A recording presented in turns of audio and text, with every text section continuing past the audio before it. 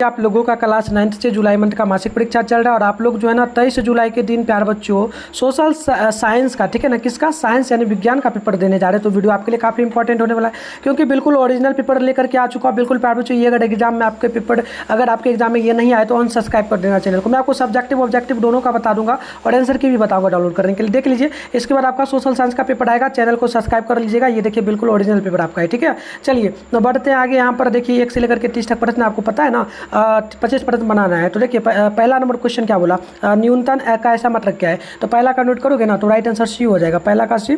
दूसरा का बल के पास क्या होता है तो आप नोट करेंगे, दूसरा का डी हो जाएगा, ऑप्शन डी नोट कर लीजिए। मैं आपको फटाफट से बता देता हूँ, सब्जेक्टिव भी बताऊंगा, ठीक है, इसलिए मैं ज़्यादा टाइम नहीं लेते हुए जल्दी जल्दी बढ़ता हूँ आगे। देखो 3 का नोट कर लो, 3 का right answer option number C हो जाएगा आपका, और 4 का नोट कर लो, 4 का ऑप्शन नंबर ए हो जाएगा।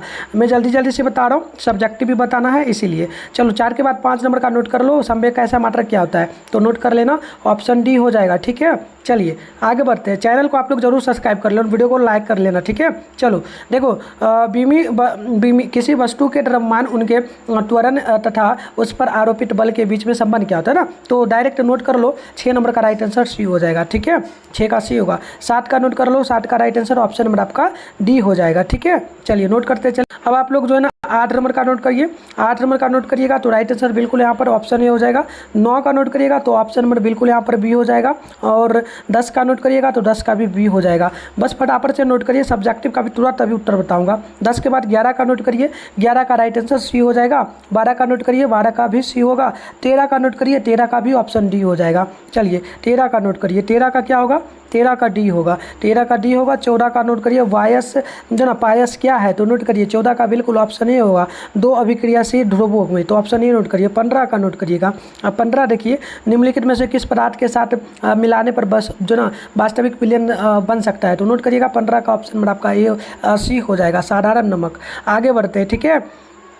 16 का नोट करिएगा, 16 का बिल्कुल ऑप्शन नंबर आपका जो ना ए हो जाएगा, ठीक है। 17 का नोट करिएगा, 17 का राइट आंसर डी हो जाएगा, और 18 का नोट करिएगा तो 18 का ऑप्शन नंबर डी होगा। चलिए बिल्कुल ओरिजिनल पेपर है प्यारे बच्चों, बिल्कुल एकदम सेम टू सेम पेपर में आएगा। 19 नंबर का नोट करिए, ऑप्शन डी होगा। 20 नंबर का नोट करिए, ऑप्शन नंबर आपका ए आ जाएगा। इसी प्रकार से नोट करते चलिए। चलिए 21 नंबर का नोट करिए, 21 नंबर का राइट आंसर ऑप्शन नंबर आपका ए हो जाएगा, और 22 नंबर का राइट आंसर ऑप्शन नंबर आपका बी हो जाएगा, और 23 नंबर का नोट करिएगा तो ऑप्शन नंबर आपका डी होगा, और 24 का नोट करिएगा तो ऑप्शन नंबर बी हो जाएगा।